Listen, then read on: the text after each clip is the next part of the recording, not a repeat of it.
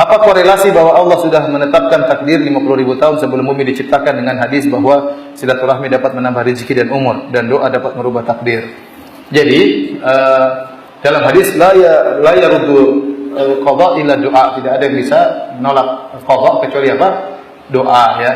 Jadi sebagian ulama berpendapat bahwasanya takdir itu bisa berubah. Seperti firman Allah Subhanahu wa taala surat Ar-Ra'd, "Yamhullahu ma yasha' wa yuthbit wa indahu umul kitab." Kata Allah, Allah menghapus takdir yang Allah kehendaki dan Allah menetapkan takdir yang Allah kehendaki, dan di sisinya ada umul kitab, ada lauhil mahfuz. Oleh karenanya, takdir yang tidak pernah berubah yang di lauhil mahfuz. Adapun takdir yang dicatat oleh malaikat, ini bisa mengalami perubahan.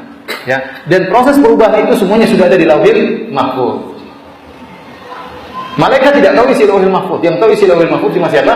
Allah Subhanahu wa taala. Sebagai contoh, waktu misalnya si Paijo, ada orang sih namanya Paijo, saya takut dia tersinggung.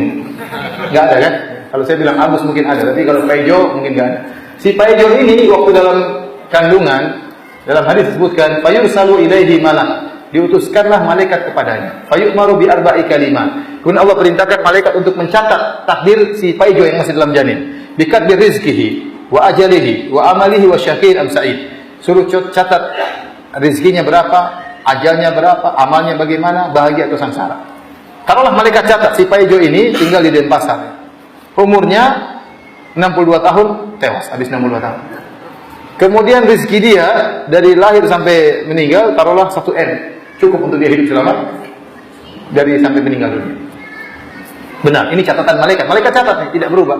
Tahu-tahu kata Nabi SAW, "Man ahabba an yubsata lahu fi rizqihi wa yunsa'a fi athari falyasir rahimah." Barang siapa yang ingin dilapangkan rezekinya dan dipanjangkan umurnya, maka hendaknya dia sambung silaturahmi. Ternyata si Paijo ini pada umur 25 tahun dia suka nyambung silaturahmi. Dia berbakti kepada ibunya, dia berbakti kepada bapaknya, dia telepon kakaknya, dia beri hadiah kepada bibinya, dia kunjungi tantenya, dia sering beri hadiah kepada ponakan-ponakannya. Sering nyambung silaturahmi, sering telepon saudaranya. Ya. Akhirnya Allah bilang malaikat itu ganti tuh. 63 ganti 100. 62 jadi berapa? 100 tahun. Kebanyakan kali. Tambah enggak, 80 aja. 62 jadi berapa? 80 tahun. Kenapa nyambung silaturahmi? Itu 1 M ganti jadi 40 M. Kenapa dia suka nyambung apa? Silaturahmi. Jadi proses perubahan. Tadinya malaikat catat 1 M dirubah jadi 40 M.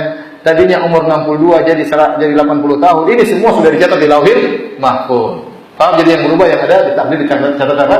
Malaikat, dan malaikat tidak tahu isi takdir yang ada di lauhil mahfuz. Paham maksudnya? Makanya antum kalau ingin banyak rezeki, ya antum nggak tahu takdir antum seperti apa. Ingin banyak rezeki, antum tempuh 2 cara. Cara pertama, bekerja. Kalau dapat rezeki, cara kedua, tempuh cara-cara yang syar'i yang di luar nalar kita. Contohnya seperti apa? Seperti nyambung silaturahmi. Saya ketemu dengan satu orang waktu di Melbourne, di Australia. Ada orang umur 83 tahun, ikut pengajian terus, sehat. Saya ingin tahu rahasianya apa. Saya bilang, "Pak, Bapak ini Masya Allah umurnya panjang. Berapa umurnya? 83 tahun. Apa rahasianya, Pak?" Kata dia, Ustadz orang kedua yang tanya. Yang pertama orang Perancis atau orang mana? Ustadz orang kedua. Rahasianya Ustadz harus makan sedikit, Pak. Kata saya, susah kalau gitu. Saya tanya lagi, ada orang umur 70 tahun masih kelihatan seperti 55 tahun. Keluarga saya tanya, gimana Om bisa ini? Om membahagiakan kedua orang tua Om. Waktu itu Om pernah tanya sama ibu mau apa? Apa cita-cita ibu? Kata ibunya, saya ingin naik haji. Langsung Om daftarkan. Bapaknya juga bilang, Bapak juga mau ya? Sudah, saya daftarkan dua-duanya. Mereka di luar haji. Alhamdulillah sekarang Om sehat, rezeki lancar.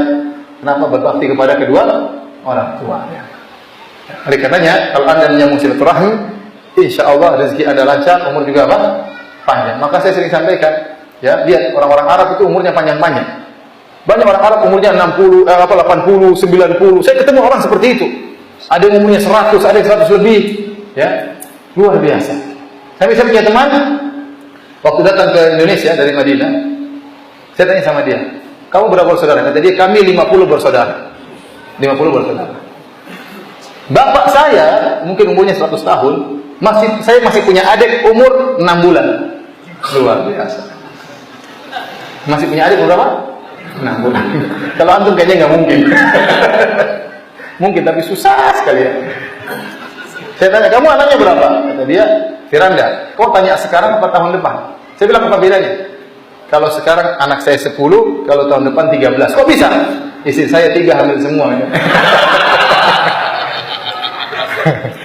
Jadi kalau orang nyambung silaturahmi, insya Allah Pak, umur panjang, dijauhkan dari penyakit dan macam-macamnya. Jadi seorang mungkin dia ingin kerja, pagi-pagi ditelepon ibunya, gimana kabarnya Bu, gimana sehat atau Bu, ibunya iya saya doakan nak. Akhirnya dia pergi. Harusnya dia hari itu ditakdirkan nabrak truk. Gara-gara dia telepon ibunya nggak jadi, dia tabrak pohon pisang nggak jadi mati. Kenapa? Allah panjangkan apa?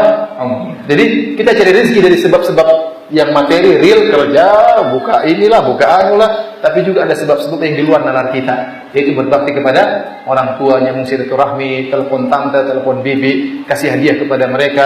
Kata Allah, wa atal mala ala hubbihi zawil qurba, orang yang memberikan harta kepada kerabatnya padahal dia cinta kepada harta tersebut.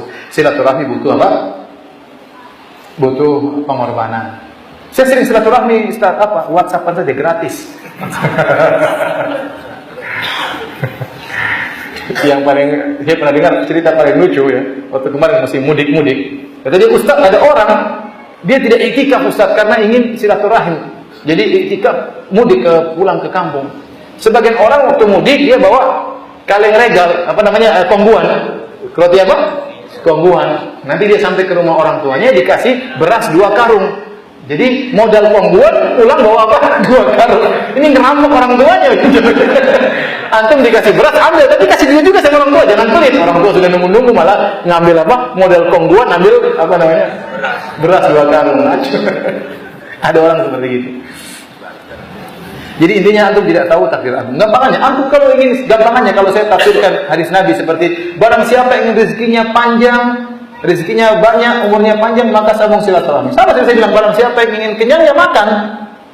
Ini sebab yang zahir, ingin kenyang ya apa? Makan. Kalau nggak makan ya nggak kenyang.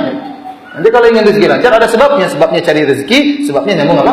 Silaturahim. Bukan berarti kalau Anda makan takdir berubah, tidak. Itu sudah ditakdirkan, Anda makan sudah ditakdirkan. Paham?